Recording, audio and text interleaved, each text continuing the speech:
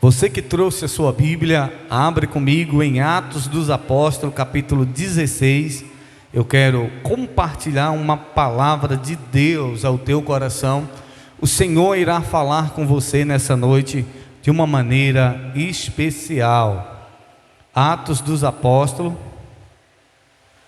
capítulo 16. Se você trouxe a sua Bíblia, abra para que possamos fazer a leitura do texto sagrado. Bispo, onde é que fica o livro de Atos? Você vai passar Mateus, que fica no Novo Testamento, Mateus, Marcos, você vai passar o Evangelho de Lucas, João.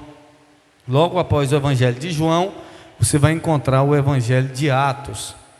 Atos dos Apóstolos, no capítulo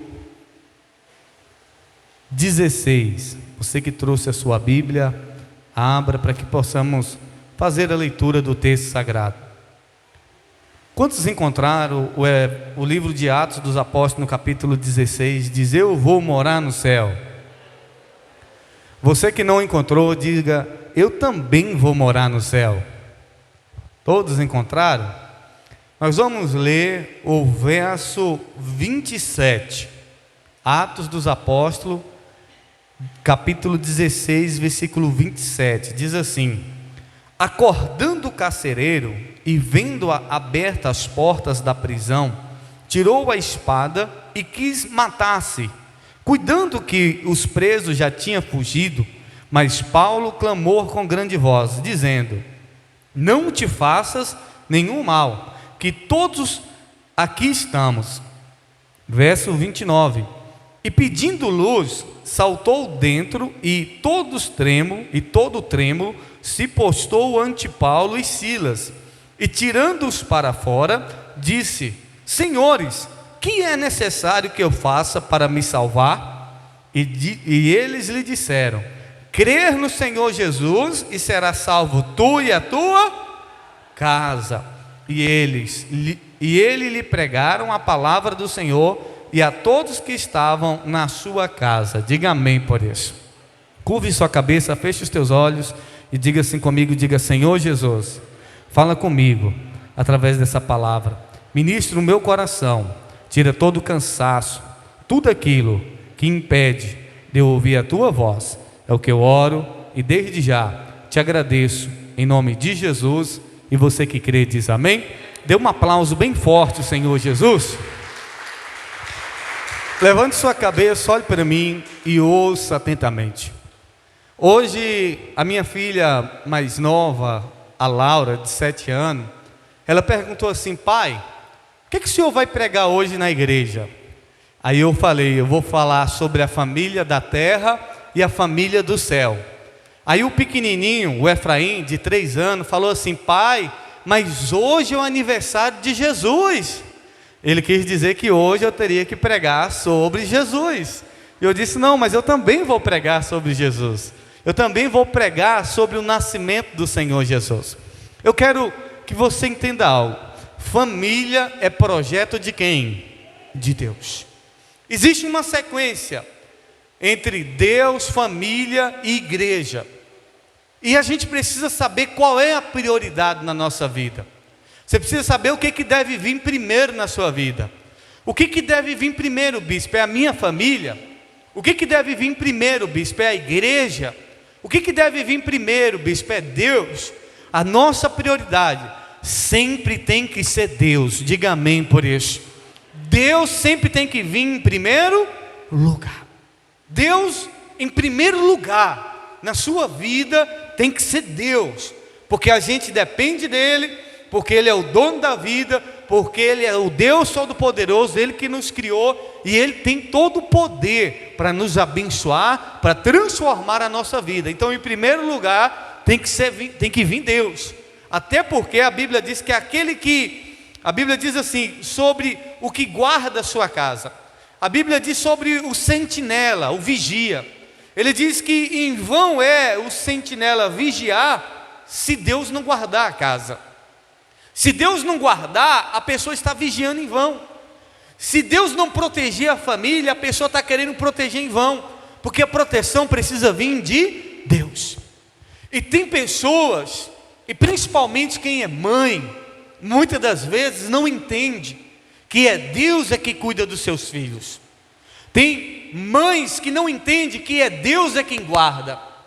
E a mãe não dorme, e a mãe fica preocupada, fica angustiada porque o filho está demorando de chegar, porque o filho saiu, e já fica pensando, meu Deus, o que aconteceu com esse menino? O que aconteceu com essa menina?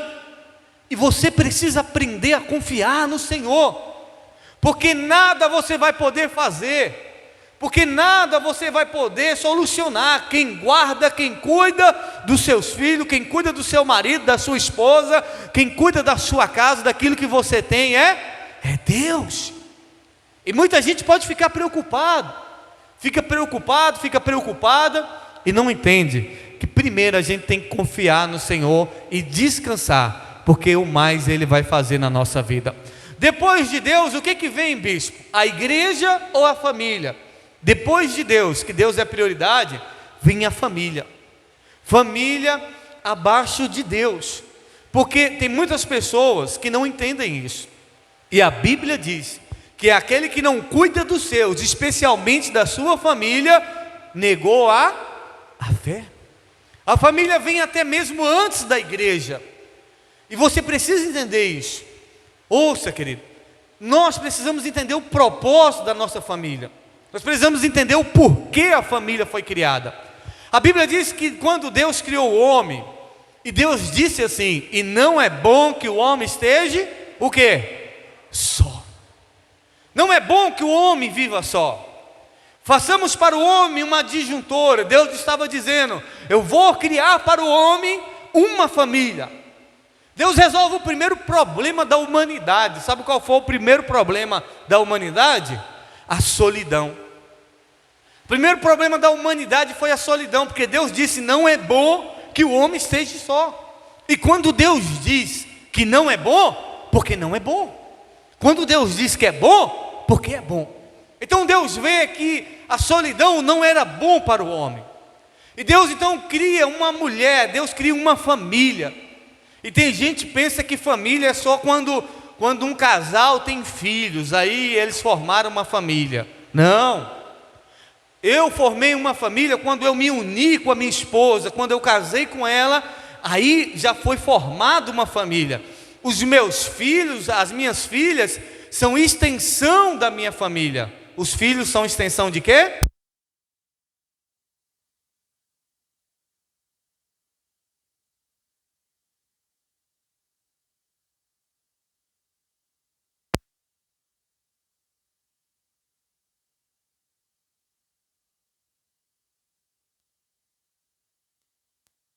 Que estabeleceu o projeto chamado família, amém? Louvado seja o nome do Senhor. Você pode aplaudir o Senhor pela sua família?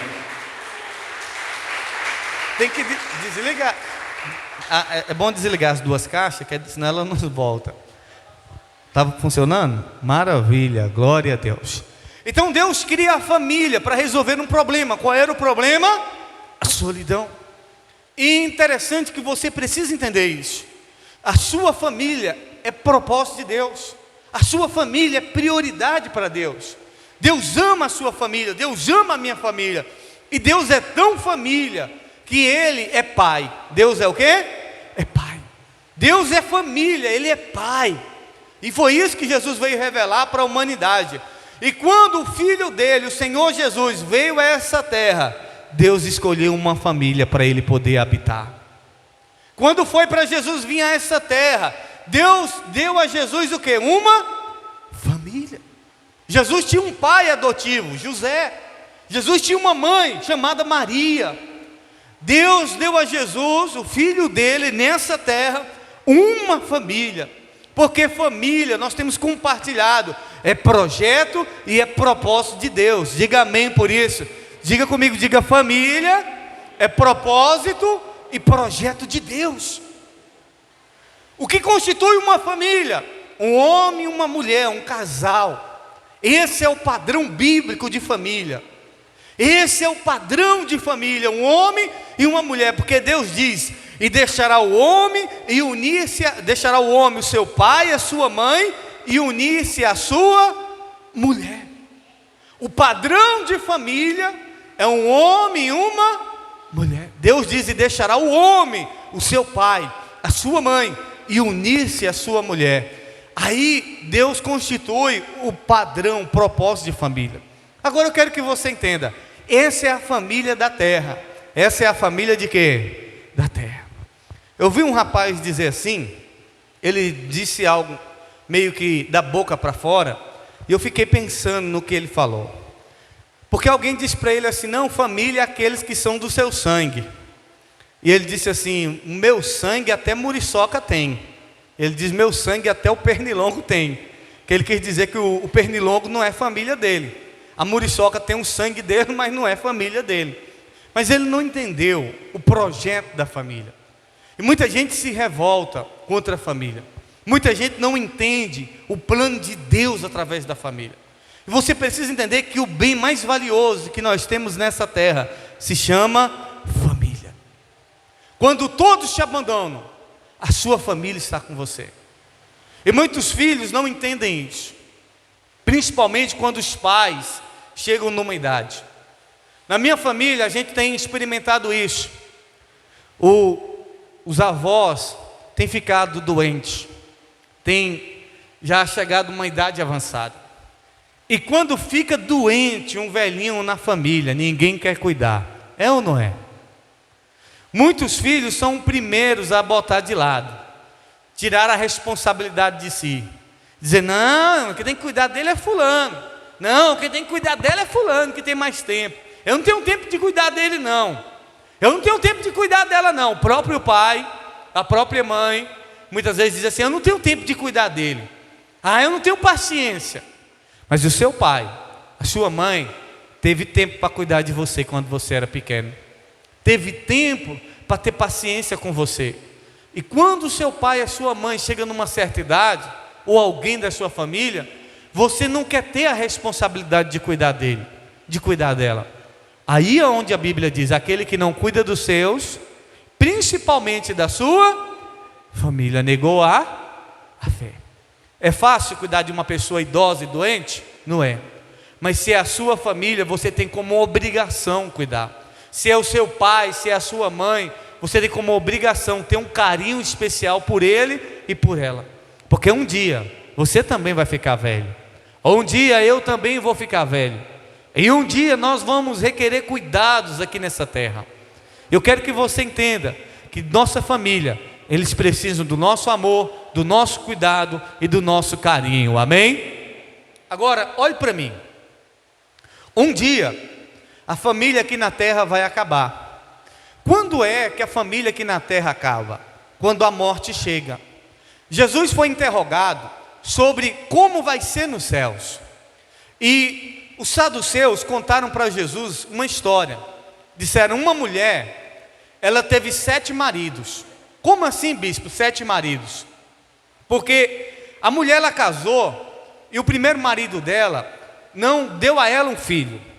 E quando, na cultura deles, quando um homem casava com uma mulher, que esse homem morria sem ter dado a ela um filho, essa mulher teria que casar com outro irmão desse homem solteiro.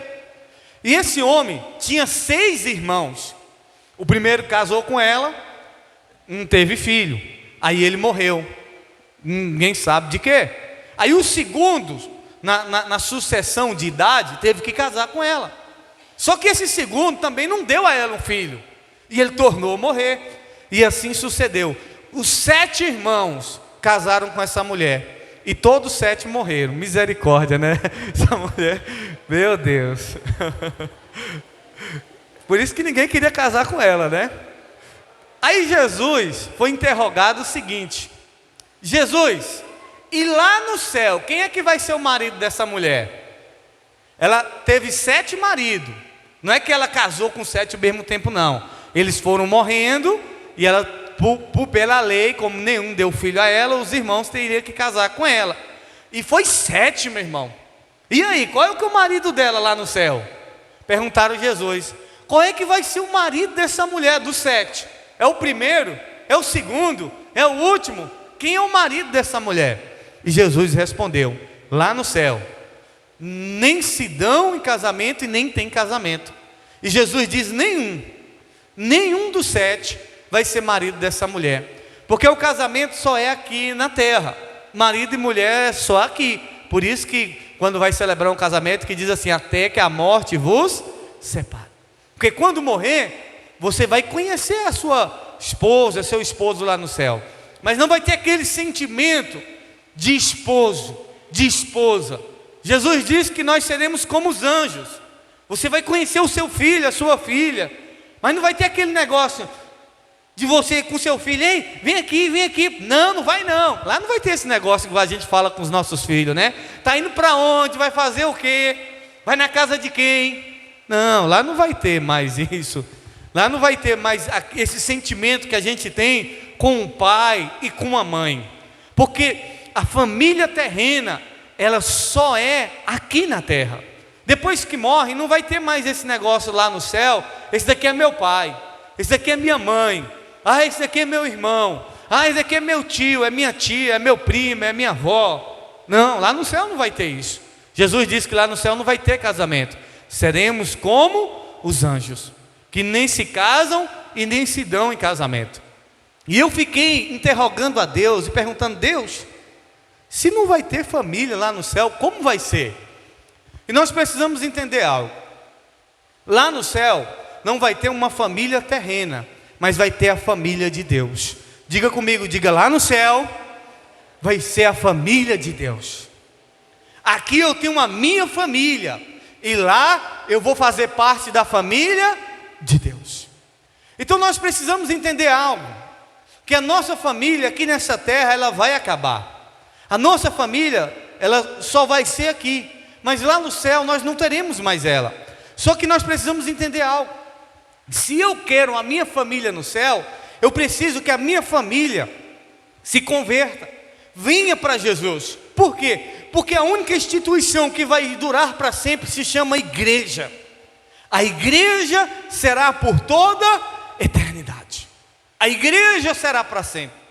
E esse é o propósito do Evangelho, de fazer com que você e sua família se torne uma igreja. Porque a igreja é a família de Deus. Diga comigo, diga: a igreja é a família de quem? De Deus. Então você morre, mas lá no céu você vai continuar sendo igreja, família de Deus. Você vai continuar sendo a noiva do Cordeiro. Então nós precisamos entender isso. Então o plano principal é que a sua família seja salva. Diga glória a Deus por isso. O texto que nós lemos fala de um homem que estava cuidando de um presídio, e nesse presídio estava preso Paulo e Silas. Por que Paulo e Silas foi preso? Porque certa feita, uma jovem possuída por um espírito de adivinhação, Paulo repreendeu e tirou o demônio da vida dela, expulsou o demônio da vida dela. E por Paulo ter expulsado o demônio da vida dela, ele foi preso. E a Bíblia diz que por volta da meia-noite, Paulo e Silas estão cantando, louvando a Deus, e um terremoto acontece ali no presídio. E aquele terremoto acontece e as cadeias, as portas se abrem. O carcereiro, aquele que era responsável por cuidar do presídio, se os presos fugissem, conforme a lei daquela época, ele deveria ser morto. Se os presos fugissem, ele tinha que pagar com a própria vida. Ele, antecipando que ele ia morrer, ele pensou logo: vou me matar. Pegou a espada e Paulo gritou: ei, não faça isso. E a Bíblia diz que ele ficou atemorizado, e ele pediu uma luz para ir até onde Paulo estava. E como que Paulo sabia que ele ia se matar? Como que Paulo viu? Porque estava tudo escuro e Paulo não viu. Mas o Espírito de Deus revelou para Paulo. O Espírito de Deus trouxe a revelação para Paulo que aquele homem ia se matar. E lá de dentro Paulo grita, lá de dentro da cadeia Paulo grita: ei, não faça isso, rapaz, não lhe faça nenhum mal. E ele veio e disse assim: o que eu devo fazer para ser salvo? Paulo diz: crê no Senhor Jesus, será salvo tu e a tua casa. Eu sempre quis pregar sobre isso, mas eu tinha muita dificuldade, até que o Senhor foi abrindo o meu entendimento. Como assim, bispo? O Senhor sempre teve muita dificuldade de falar sobre isso. Porque a gente sempre diz assim: crê no Senhor Jesus, será salvo tu e a tua Sempre nós falamos que a nossa casa vai ser salva. Sempre nós pregamos que toda a nossa família vai ser salva, que todo mundo da nossa casa vai para o céu. Só que quando a gente vem para a realidade, muitas das vezes não é isso que acontece. Por quê, bispo? Porque isso aqui não é uma promessa de Deus. Essa palavra que Paulo liberou não é uma promessa de Deus. Porque aquilo que Deus promete, Ele cumpre. Diga glória a Deus por isso. Isso foi Paulo que disse para aquele homem em uma ocasião específica. Promessa de Deus. O que é uma promessa de Deus? Malaquias 3:10. Deus diz: tragam o dízimo à casa do tesouro, para que haja mantimento na minha casa, e fazer prova de mim, se eu não vos abrir a janela do céu. Isso é promessa de Deus. Promessa de Deus, o que é? Todo aquele que crê, que invocar o nome dele, será salvo. Isso é promessa de Deus. O que é promessa de Deus? É o que o Senhor Jesus diz: vinde a mim todos que estáis cansados e sobrecarregados, e eu vos aliviarei. Se você vem até Jesus, você estiver cansado, sobrecarregado, Ele vai te aliviar. Isso é promessa de Deus. O que é promessa de Deus? É aquilo que o próprio Deus declara. Mas agora Paulo está dizendo: crer no Senhor Jesus, será salvo tu e a tua casa. E eu já vi pessoas na igreja que alguns dos seus familiares não foram salvos, e eles ficavam se perguntando: bispo, mas a palavra de Deus não diz: crer no Senhor Jesus, será salvo tu e a tua casa? Porque eu lembro de um jovem que ele estava na igreja, muito firme, do altar, e o irmão dele se envolveu com o mundo do crime, das drogas. O irmão dele foi executado, vários tiros. E o irmão dele estava drogado nesse momento que ele foi executado, estava bebendo bebida alcoólica, e provavelmente, pelo caminho que ele trilhava, não é o caminho da salvação. Por quê, bispo? A Bíblia diz que os bêbados não herdarão o reino dos céus. Ele estava bêbado, estava drogado, e foi assassinado, foi fuzilado. O irmão dele está na igreja, é do altar, e tem uma palavra na Bíblia que diz: crer no Senhor Jesus, será salvo tu e a tua casa. Só que o irmão dele não foi salvo. Por quê, bispo? Deus não quer salvar as famílias? Sim, Deus quer salvar a família. Diga glória a Deus. É desejo de Deus salvar as famílias. É desejo de Deus salvar a tua casa. Eu não quero minar a tua fé, eu não quero desacreditar você, mas eu quero trazer você para a realidade. Eu quero trazer você para uma realidade bíblica. Porque a salvação, ela é o quê? Individual. Oh, meu irmão, quem dera se eu pudesse salvar a minha família.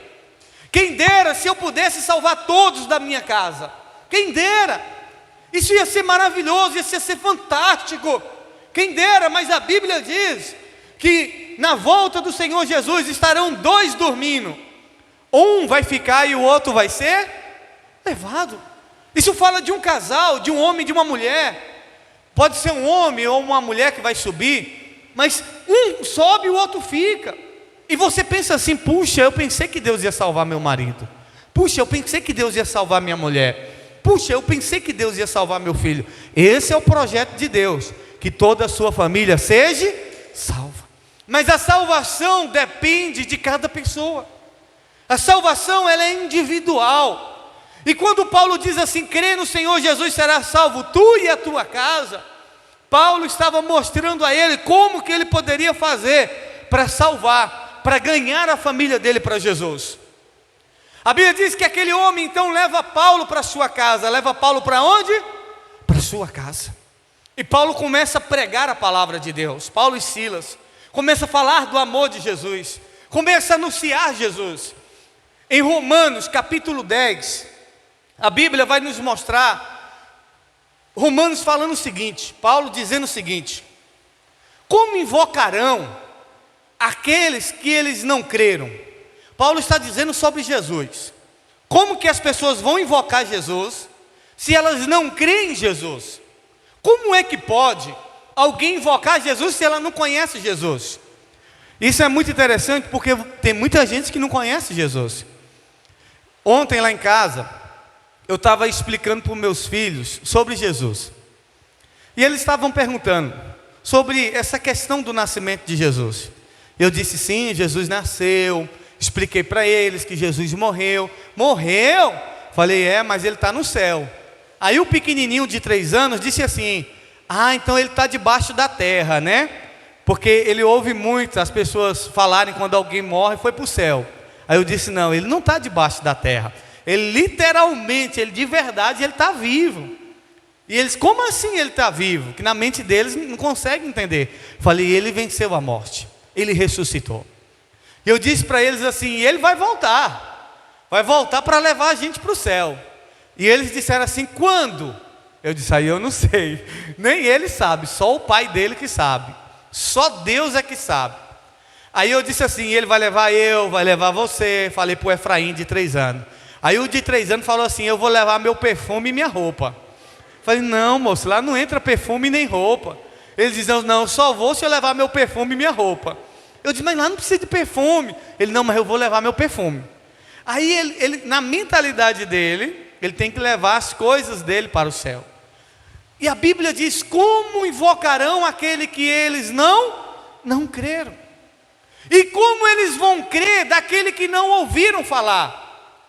Porque tem gente que nunca ouviu falar de Jesus, como é que ela vai invocar? Como é que ela vai crer se ela nunca ouviu falar? Aí a Bíblia começa, em Romanos 10 continua dizendo, e como falarão, se ninguém se dispôs a ir, se ninguém se dispôs a pregar? A Bíblia está dizendo que as pessoas não vão invocar Jesus, alguns, não é todos, está trazendo no sentido de pessoas não conhecerem, não vão invocar porque não creram, e elas não creem, porque elas nunca ouviram falar de Jesus. E por que elas nunca ouviram falar de Jesus? Porque ninguém se dispôs a ir. Ninguém disse assim, eu vou falar de Jesus. E eu sempre orei a Deus, dizendo assim, Deus salva a minha família. E é muito fácil orar assim. Você acha que Deus não quer salvar a sua família? Lógico que Deus quer. Isso é o plano, isso é o projeto de Deus. Por isso que Ele enviou o Filho dele, para salvar a nossa família. Diga glória a Deus por isso. Mas você precisa entender que não é só você orar para Deus salvar, é você levar a palavra de Deus para eles. Quando Paulo diz, crê no Senhor Jesus e será salvo tu e a tua casa, aquele homem levou Paulo e Silas para a sua casa. Aquele homem fez com que a mensagem do Evangelho fosse anunciada na sua casa. Aquele homem fez a sua família conhecer a Cristo.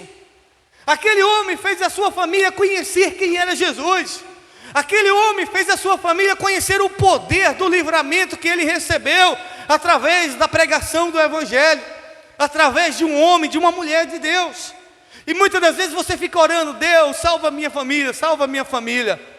Mas como que a sua família vai ser salva se ninguém prega para ela? Como que eles vão crer em Jesus se eles nunca ouviram falar?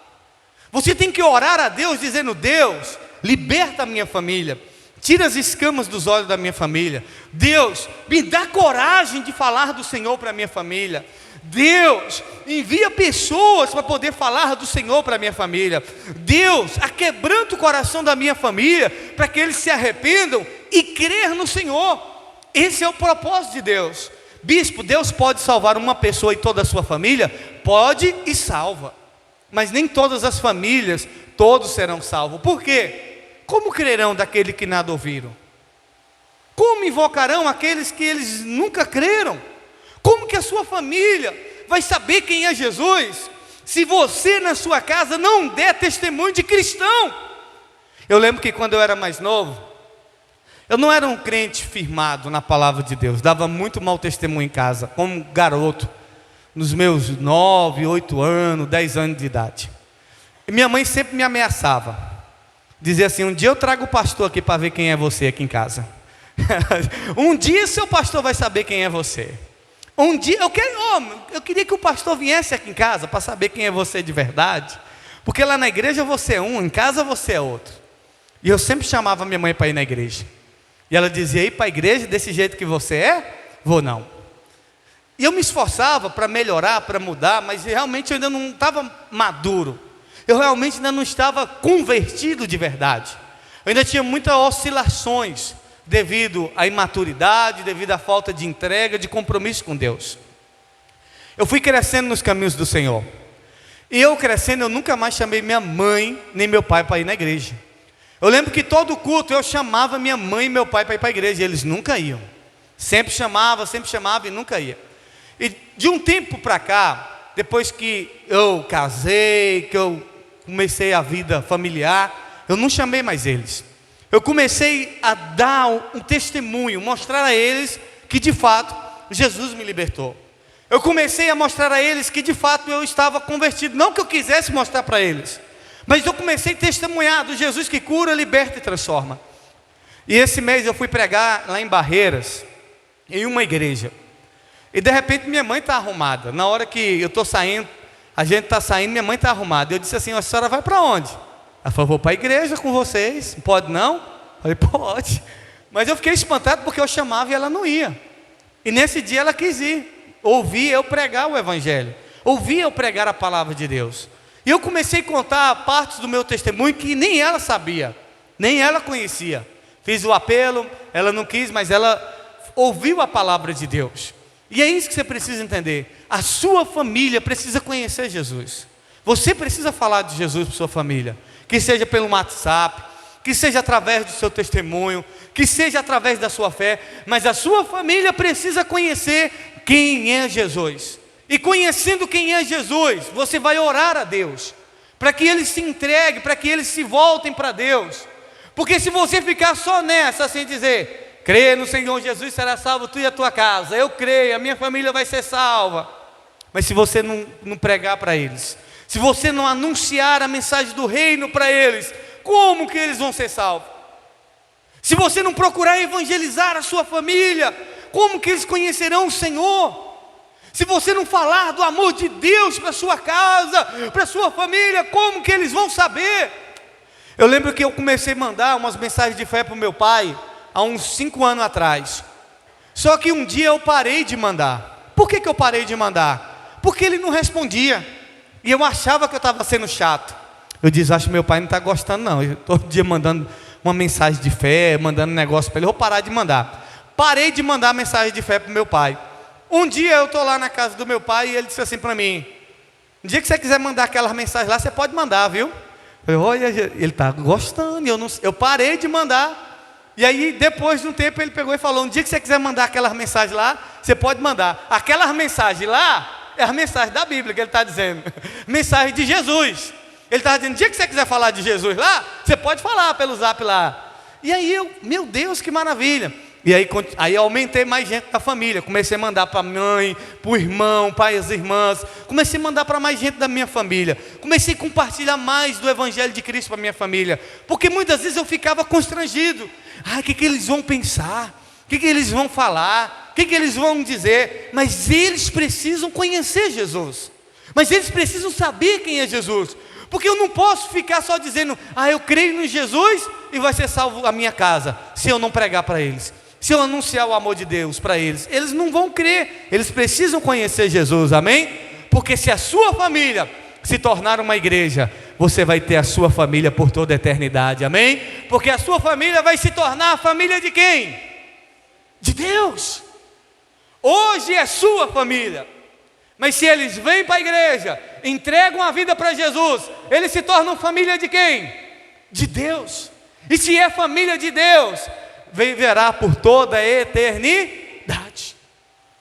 Eu quero que a minha família se torne a família de Deus, porque a família terrena, ela vai se acabar aqui na terra.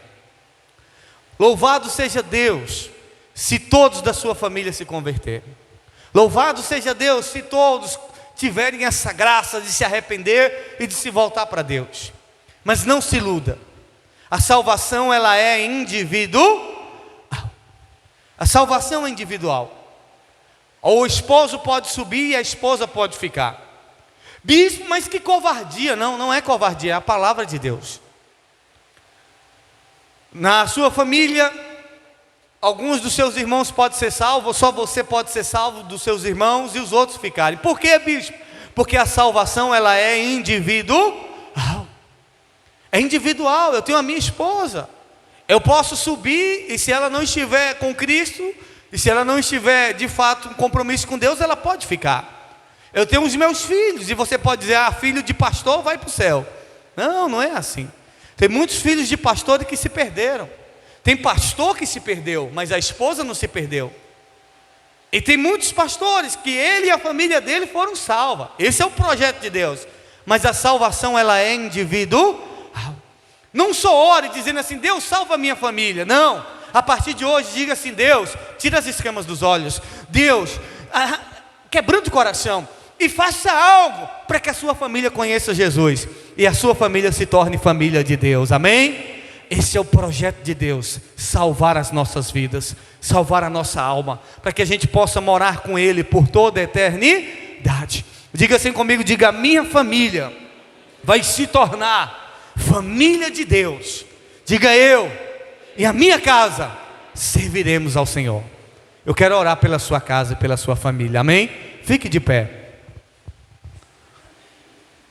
Deus, através da sua palavra, quer que você entenda por que Jesus veio a este mundo? Para que todas as famílias da terra sejam abençoadas. Por que Jesus nasceu? Para salvar as famílias. O projeto de Deus é que haja salvação na sua casa, na sua família. Feche os teus olhos neste momento. Eu vou orar pela sua família, mas eu não quero que você dependa só da minha oração. Eu quero que você também ore pela sua casa. Eu quero que você peça a Deus estratégias para que você possa ganhar a sua família para Jesus. Talvez você ainda não tenha conseguido dar um bom testemunho. Você é uma pessoa bruta, uma pessoa estúpida. Peça a Deus para te dar o domínio, o controle das suas emoções. Peça a Deus que faça de você uma pessoa melhor, para que a sua família veja que de fato Jesus muda, Jesus transforma.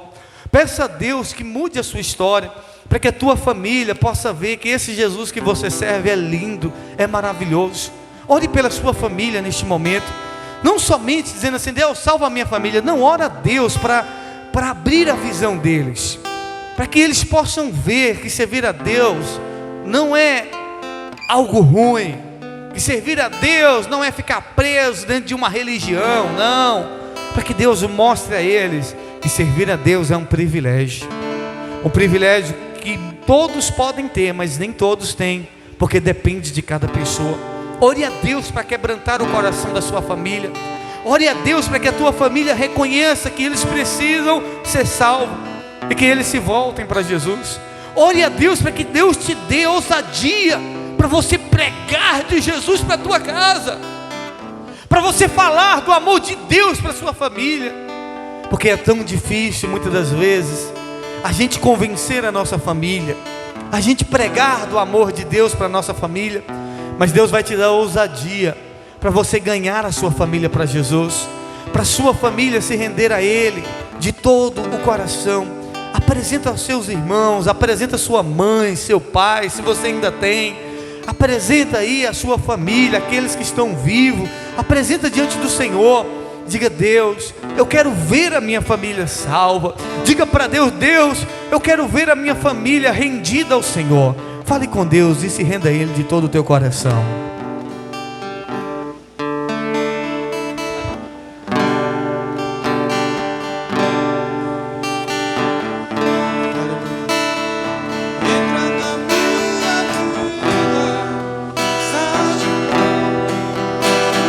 Declare: sara todas as feridas. Diga: me ensina a ter santidade. Diga: quero amar somente a Ti, porque o Senhor é meu bem maior. Diga: faz um milagre em mim. Declare: como Zaqueu. Diga: eu quero subir. Diga: o mais alto. O mais alto que eu puder, só pra te ver, olhar para ti e chamar sua atenção para mim. Eu preciso de ti, Senhor.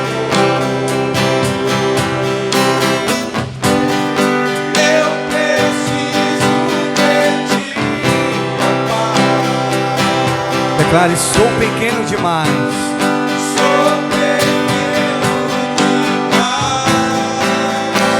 Me dá a sua paz para te servir. Declare: entra na minha casa. Oh, aleluia! Entra na minha casa, entra na minha vida, mexe com minha vida, sara todas as feridas, me ensina a ter santidade, leva mais uma meta, meu Senhor é meu bem maior. Faz um milagre em mim. Entra na minha casa, entra na minha vida, mexe com minha estrutura, sara todas as feridas, me ensina a ter santidade, leva mais porque o Senhor é meu bem maior. Faz um milagre em mim. Aquele homem perguntou para Paulo, diz: o que eu posso fazer para ser salvo? Paulo diz: crer no Senhor Jesus. O primeiro passo para a salvação, entrar na sua casa, é crer no Senhor Jesus. Deus precisa salvar alguém na sua casa, e esse alguém é você. Através de você, essa salvação vai entrar no seu lar. E nessa noite eu queria fazer um apelo. Você que nessa noite se sentiu tocado pelo Espírito de Deus, e você sente Deus te chamar para você assumir um compromisso, uma aliança com Ele. Oh, ninguém pode salvar você a não ser o Senhor Jesus. E ninguém pode tomar uma decisão com Cristo a não ser você mesmo. O seu filho, o seu pai, a sua mãe, os seus irmãos, ainda que eles gostem de você, ainda que eles queiram o melhor para você, o seu esposo, a sua esposa, ainda que eles queiram o melhor para você, mas a decisão de ser salvo é sua. A decisão da salvação é sua. E Jesus está te chamando nessa noite para você assumir um compromisso, uma aliança com Ele. E você está aí dizendo: eu quero entregar a minha vida a Jesus, eu quero viver uma nova história, eu quero que Jesus me salve, eu quero que essa salvação se estenda através da minha vida e da minha casa. E talvez você nunca entregou sua vida a Jesus, ou talvez você está afastado dos caminhos do Senhor. Se você nessa noite quer entregar a sua vida a Jesus, ou voltar para a presença de Deus, eu queria que você saísse do seu lugar e viesse aqui à frente, que eu vou orar por você. Você que diz assim: bispo, o Senhor Jesus está me chamando. Bispo, nessa noite eu quero assumir um compromisso com Jesus. Saia do seu lugar, venha aqui à frente, que eu vou orar por você. Ou você que está afastado e diz: bispo, nessa noite eu quero me reconciliar com o Senhor, eu quero entregar a minha vida a Jesus. Tem alguém que gostaria de entregar a vida a Jesus, ou até mesmo reconciliar? Vem aqui, eu vou orar por você, eu vou orar pela tua salvação, para que o Senhor salve a tua casa. Bispo, mas a vergonha não deixa. Não tenha vergonha, não tenha vergonha, porque é um privilégio poder receber Jesus como Salvador. Tem alguém que gostaria de entregar a vida a Jesus, ou recebê-lo como Salvador? Aleluia, amém, glória a Deus, amém. Diga assim comigo, diga: eu e a minha casa serviremos ao Senhor. Diga: a minha família é do Senhor Jesus. Eu quero desafiar você a partir de hoje a falar de Jesus para sua casa, para sua família, amém? Querido, nós vamos ter a consagração da obreira Viviane, dos Levi, dos guerreiros da oração também. Vem aqui os guerreiros da oração, ó, vamos ter a consagração deles. E eu já vou passar o aviso final e depois a gente vai orar já finalizando. Querido, nós vamos ter um churrasco aqui na igreja, a virada de ano, que acontece dia 31, é no sábado. Sábado o culto vai começar 9 horas da noite. Que hora que vai começar o culto? 9 horas, é o culto da virada. E após a virada nós vamos ter aqui o